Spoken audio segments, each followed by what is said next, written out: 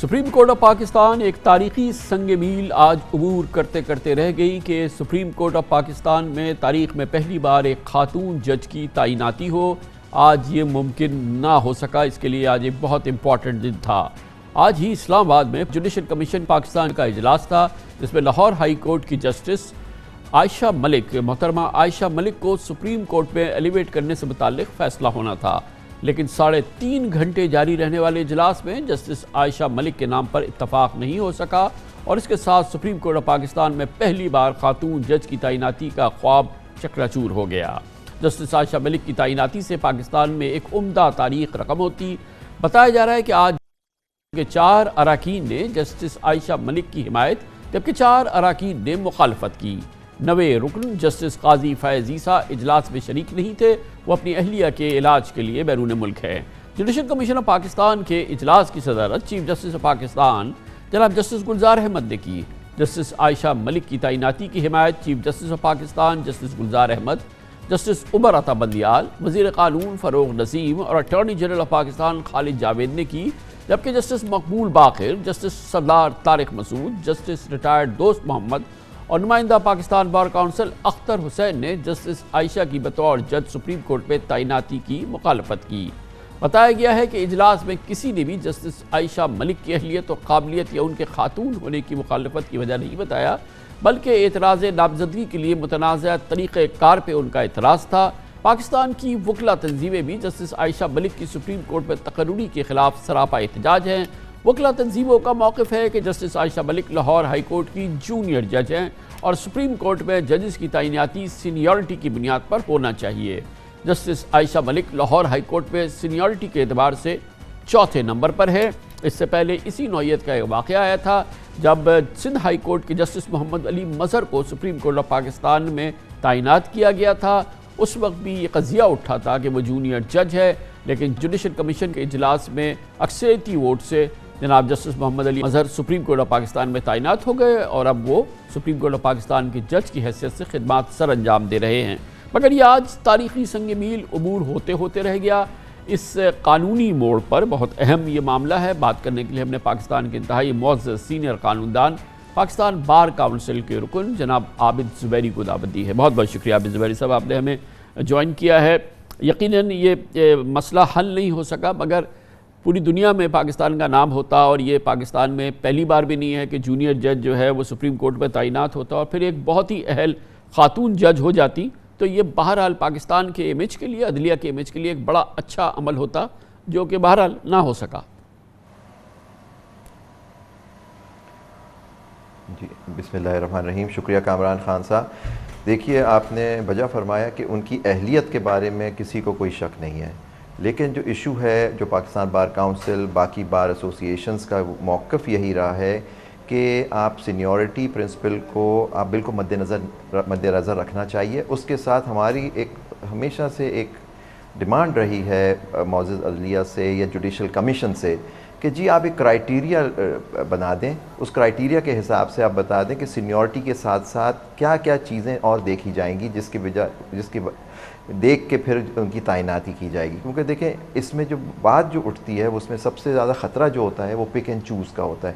اب آپ نے کہا، دیکھیں اس میں تعقیب ضرور رقم ہوتی ہے، ایک خاتون جج، قابل خاتون جج سپریم کورٹ کی جج بنتی، لیکن دیکھیے اصولی معاملہ ہے کہ اس وقت جب تک کوئی کرائیٹیریا سیٹ نہیں ہوا ہے تو سینیورٹی پرنسپل کو مد نظر رکھنا ہوگا تعیناتی کرتے وقت۔ اگر اس کو نہیں رکھا جائے گا، پھر الزام یہ لگتا ہے یا یہ امپریشن یہ آتا ہے کہ جی پک اینڈ چوز ہوگا۔ آخر وہاں یہاں سندھ ہائی کورٹ کے 4 ججوں کو سپر سیڈ کیا گیا، تو ان میں کیا ان کے اندر خرابی تھی یا ان کے اندر کیا اہلیت نہیں تھی؟ وہ سینئر ججز ہیں ہائی کورٹ کے اور اچھے ججز ہیں، کہ ان کو مد نظر نہیں رکھا گیا۔ تو اس وجہ سے ہمارا موقف یہ رہا ہے پاکستان بار کونسل کا اور بار کی ایسوسییشن کا کہ دیکھیے آپ سینیورٹی پرنسپل کو مد نظر رکھ کے جب تک کوئی کرائیٹیریا سیٹ نہیں ہو جائے تو آپ سینیورٹی کی بنا پہ ہائی کورٹ کے ہمارا ایک اور موقف بھی رہا ہے کہ عمل بھی آتا ہے، بار کا جو رد عمل بھی ہے زبیر صاحب، وہ بھی ایک کنسسٹنٹ نہیں ہے۔ یہ پہلی بار نہیں ہے کہ سینئر موسٹ جج جو ہیں وہ ایلیویٹ نہیں ہوئے سپریم کورٹ میں۔ آپ کی سندھ ہائی کورٹ میں یہ ہوتا آ رہا ہے، کافی عرصے سے یہ ایسا ہوتا آ رہا ہے، مگر اس موقع پہ ہم نے دیکھا کہ نہ ہی جو معزز چیف جسٹس صاحب ہیں ان کی جانب سے کوئی اعتراض ریکارڈ ہوا ہے، نہ ہی بار کی جانب سے کوئی بہت ہی سیریس آبجیکشن آیا ہوا ہے، اور یہ عمل مسلسل جاری رہا ہے. لیکن اس بار جو ہے اس میں یقیناً مزاحمت زیادہ نظر آ رہی ہے. کامران خان صاحب دیکھیے، ہمارا موقف جو رہا ہے، ہماری بار کاؤنسل کا، بار ایسوسیشنز کا موقف یہی ہے کہ دیکھیے آپ کو سینیورٹی کی بنا پہ ہائی اپوائنٹمنٹ آف ججز اور سپیریئر جوڈیشری کے لیے بہت امپورٹنٹ ہوتا ہے. بہت اس کے لیے ہائی کورٹ کے اندر بھی آپ طے کیجئے کہ کس طرح سے لوگ اپوائنٹ ہوں گے، کیونکہ وہیں سے لوگ سپریم کورٹ میں آتے ہیں. تو ہمارا موقف یہی رہا ہے کہ سینیورٹی پرنسپل پہ آپ چلیے، اس کو نہ کیجئے ختم، کیونکہ اس میں بہت ساری باتیں رہ جاتی ہیں. بہت سارے ججز کے اندر یہ ہوتا ہے کہ ان میں کیا ایسی اہلیت نہیں تھی کہ وہ سپریم کورٹ جاتے. ہمارا موقف دیکھیے، اس کی وجہ ایک ہوئی کہ جب یہ پہلے چیلنج ہوا تھا پاکستان بار کاؤنسل نے، سپریم کورٹ بار ایسوسیشن نے 2002 میں جنرل مشرف صاحب کے زمانے میں اس کو چیلنج کیا تھا، لیکن اس وقت کی سپریم کورٹ نے اس میں یہ فائنڈنگ دی 2002 میں کہ جی it's a fresh appointment and it's not a promotion. تو اس بنا پہ ایک ججمنٹ ہے سپریم کورٹ کی. پھر جج منیب اختر صاحب کی جب ایلیویشن ہوئی اس میں بھی چیلنج ہوا تھا، لیکن سندھ ہائی کورٹ کے جو موجودہ چیف جسٹس ہیں ان کی ایک ججمنٹ آئی اس کو 2002 کو فالو کرتے ہوئے. تو یہ ایک پوائنٹ تھا کہ جی اٹس اے فریش اپوائنٹمنٹ جب سپریم کورٹ کے اندر اپوائنٹمنٹ ہوتا ہے. لیکن ہمارا کنٹینشن یہ ہے کہ جی وہ ججمنٹ تھی اس زمانے کی تھی، 2002 کے زمانے میں تھی، اس عدلیہ اتنی آزاد نہیں تھی.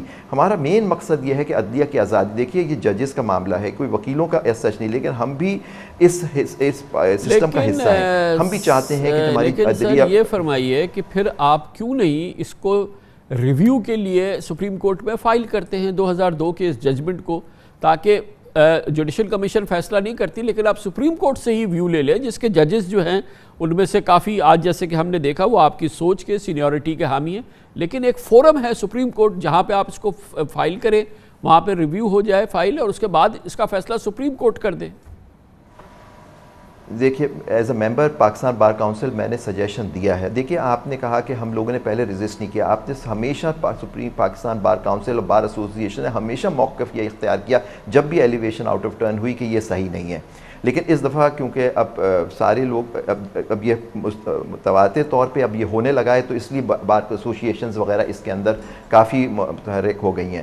تو میں نے بھی ایک suggestion as a member of Pakistan bar council اپنی بار کاؤنسل کو، جو ہمارے وائس چیئرمین ہیں خوشدل خان صاحب اور ولی صاحب، سب کو ہم نے سجیشن دیا ہے کہ اس ریویو ڈالیں. 19 سال گزر گئے. وہ حامد خان صاحب اس زمانے میں پریزیڈنٹ تھے سپریم کورٹ بار ایسوسیشن جب یہ چیلنج ہوا. میرا سجیشن یہی ہے کہ اس کو ہمیں ریویو ڈالنا چاہیے. 19 سال بعد ڈال رہے ہیں، لیکن پٹیشن بھی داخل کی جا سکتی ہے challenging the appointments out of turn, تاکہ سپریم کورٹ کا یا ہم کہتے ہیں کہ دیکھیے آپ ضرور ایک پاکستانی کے لیے کمیشن کا اختیار ہوتا ہے. ایک پاکستانی کے لیے نہ کوئی اس میں کوئی قانون موجود ہے، نہ ہی اس میں کوئی اور دوسری چیز موجود ہے. تو سن 2002 کا سپریم کورٹ کا فیصلہ موجود ہے کہ کون سپریم کورٹ کا جج ہوگا، اس کی اہلیت کیا ہوگی. لیکن بار ہو یا جوڈیشل کاؤنسل جو ہے وہ اس کے لیے کوئی طریقہ کار تجویز نہیں کر رہے. تو پھر اس کا ایک ہی کرائٹیریا ہے نا کہ سن 2002 کا جو فیصلہ ہے اس پہ منو عمل کیا جائے. نہیں دیکھیے یہی تو سارا جھگڑا ہے کہ وہ اس زمانے کا فیصلہ تھا جب عدلیہ جو تھی مشرف کا زمانہ تھا، ایک ملٹری رول تھا پاکستان کے اندر. تو ہمارا کنٹینشن ہے کہ وہ فیصلہ صحیح نہیں تھا کہ جی ایک فریش اپوائنٹمنٹ ہوتا ہے اور کوئی ویسٹڈ رائٹ نہیں ہوتا ہائی کورٹ سے سپریم کورٹ میں جانے کا. لیکن ہمارا کنٹینشن یہ ہے کہ آپ سب دیکھیں سارے اسٹیک ہولڈرز ہیں. ہمیں کہا جاتا ہے کہ ایک ہی یہ بگی ہے جس کے 2 پہیے ہیں، تو آپ سارے اسٹیک ہولڈرز کو بلائیں، بٹھائیں، اور ایک طریقہ دیکھیے افہام و تفہیم سے ایک طے بات ہو سکتا ہے. جوڈیشل کمیشن بار ایسوسیشن بار کاؤنسل کے نمائندوں کو بلائے، وہاں بیٹھے اور ایک طریقہ مرتب کر دیں کہ جی یہ چیزیں دیکھی جائیں گی. کیونکہ دیکھیں جو ثوابدید ہوتی ہے ڈسکریشن، وہ ہمارے خود سپریم کورٹ کے فیصلے it has to be structured, ایک آبجیکٹیو کرائٹیریا ہونا چاہیے. یہ نہیں ہوتا کہ آپ مجھے پسند ہے آپ نہیں پسند. لیٹس موو فارورڈ کہ اب یہ جو ٹائی ہو گیا 4-4 کا ہو گیا، تو کیا یہ مسئلہ ہمیشہ کے لیے ختم ہو گیا؟ جسٹس عائشہ ملک کا نام دوبارہ نہیں چوز کیا جا سکتا، اور اب اس کا بھی کوئی طریقہ موجود نہیں ہے کہ اگر 4-4 ہو جائے جیسے کہ آج ہو گیا تو پھر کیا کیا جائے گا؟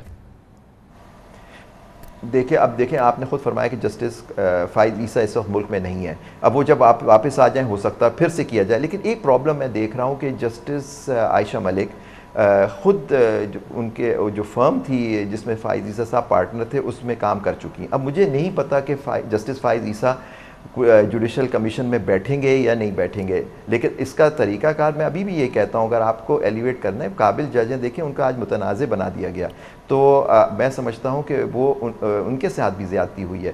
تو لیکن اس کا طریقہ کار یہی ہے کہ آپ بار ایسوسیشن وغیرہ کو سب کو بلا کے مرتب کر دیے طریقہ کار کی یہ کرائٹیریا ہوگا, اس پہ آپ کریں.